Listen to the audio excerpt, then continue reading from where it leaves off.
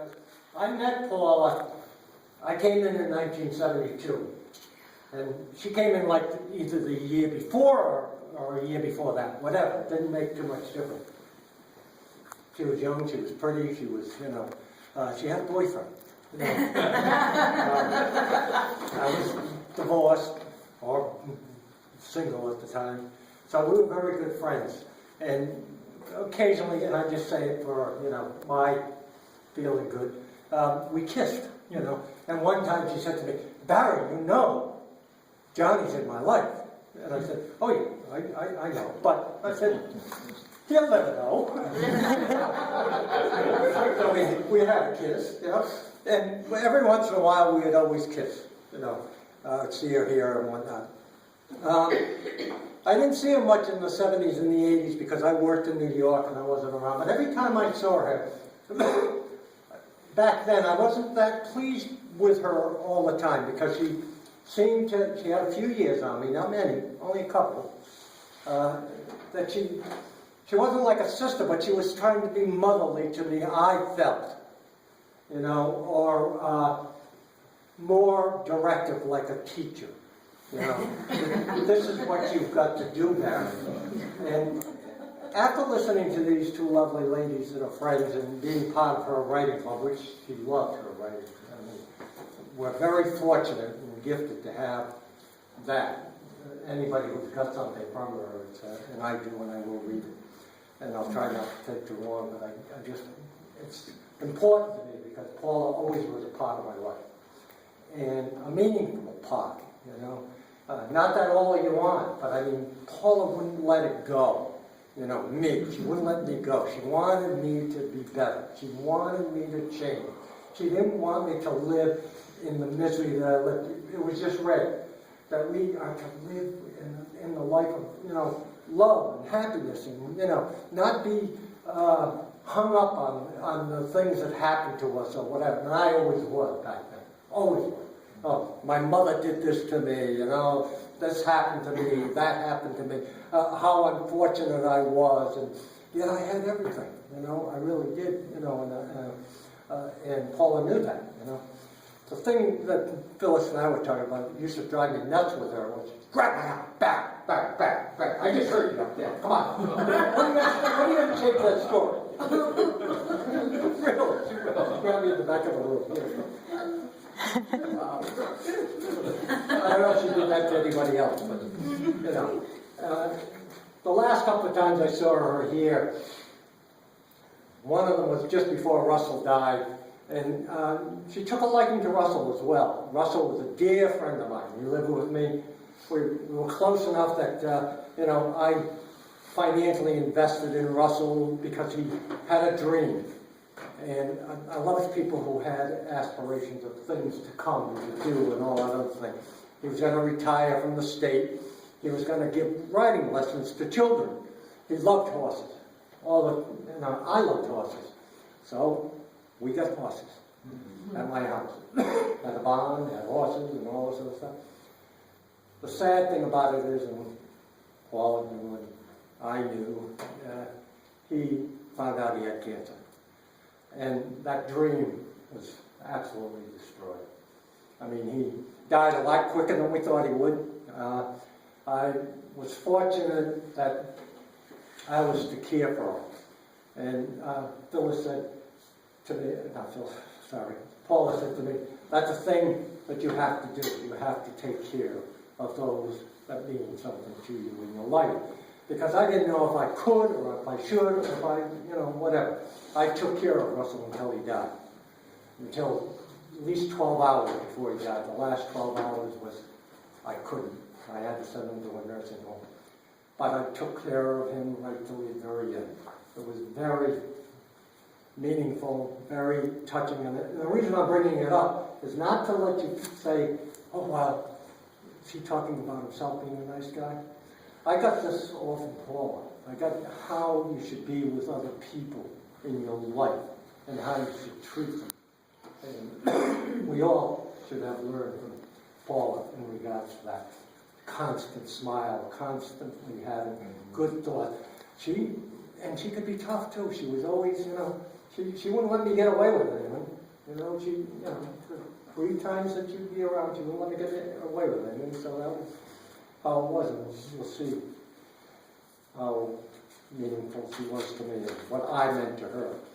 I was very fortunate. I'll have this for the rest of my life. Me and Paula. That's the better picture of.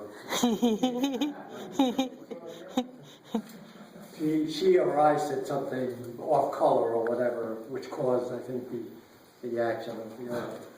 Getting back to Russell. Russell died March 21st, 2007. It was a Wednesday. And on a Saturday, I went to a meeting. And the significance about March 27, I told you, for the last 12 hours, I couldn't take care of Russell. I just couldn't. I had been sleeping on the floor. I had been sometimes fighting with him about medicine and whatnot. There's nothing more difficult if anybody's had it in regards to the pain and the agony and the suffering that somebody goes through when they're dying of cancer. I don't know if you all know Paula had cancer.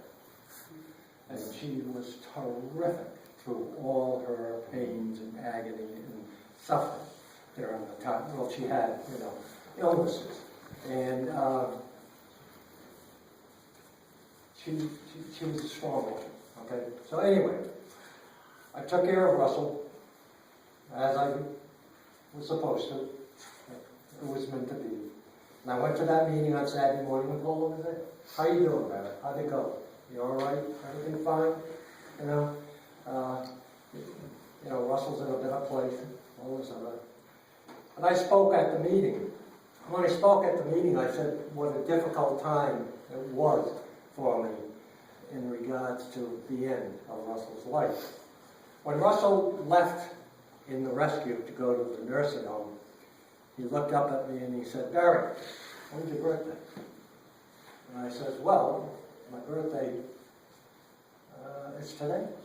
And he says, "Well, I'm going to die today." He did. He died that night. And the reason was, he never wanted me to forget him. And I never forget him.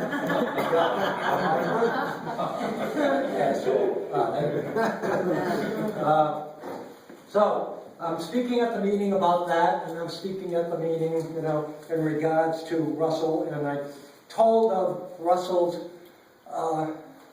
questions to me. He was constantly asking me, what happens now? I'm dying. What happens now? Where am I going? What's going to happen? And one of his questions one day was, as I was sitting on the bed with him, which was the normal thing, he, and I was holding him because he'd be, getting him in bed with his clothes on.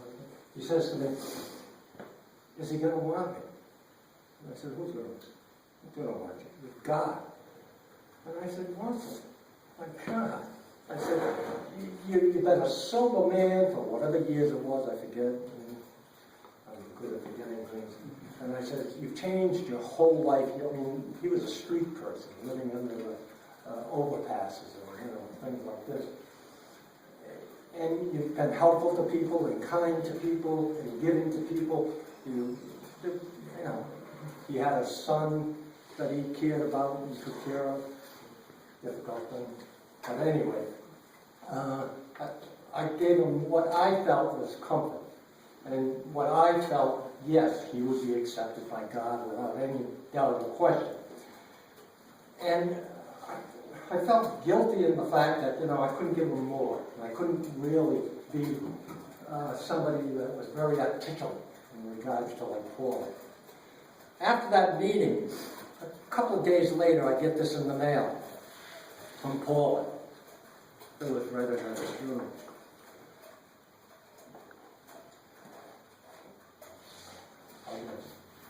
Certainty, Russell C. Waltz, 21 March 2007.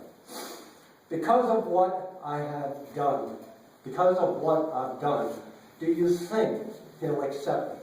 Those were my words to Russell the day of the day. Because of what you've done, how could he not? Was my answer. How could he not?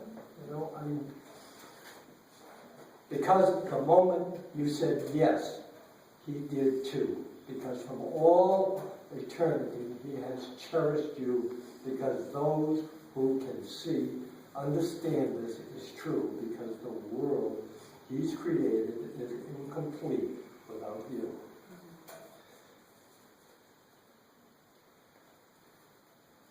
All right, there's the thing I did, so I wish I could write words like that.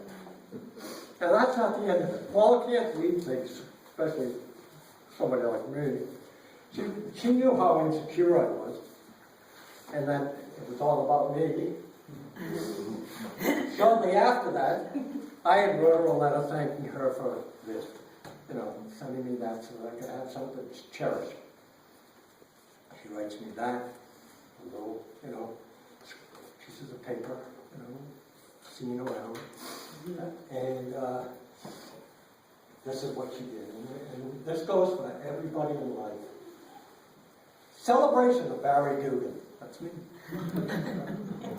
What is she talking about? Barry Dugan, a man, unexpectedly receives a note in the mail with a poem and a card from a woman who was moved by what the man had said. The man had quoted a dear dying friend he cared for with rare devotion. The woman was struck by the truth he'd spoken, by the naked human truth of its doubt. The man spoke of condition, to our vast, tender longing, to our knowing but not knowing. The woman, alive to loss, to doubt, able to speak freely on paper, unspooled her spirits. The man understood. Sends an exquisite card of thanks. I should give a card back at her. Calls her poem beautiful. It wasn't me. The woman following a dance on the ceiling stand. The man's open-faced flowers of hope upon a table newly graced. The man does not know. Do you think? Has he any idea of the joy he's created? A pure celebration, indescribably dear. Paula. That's what I've got. Sorry that you don't, but I do. And I'll always cherish it. Just a piece of paper, I'm sorry I'm emotional, but it meant a lot to me.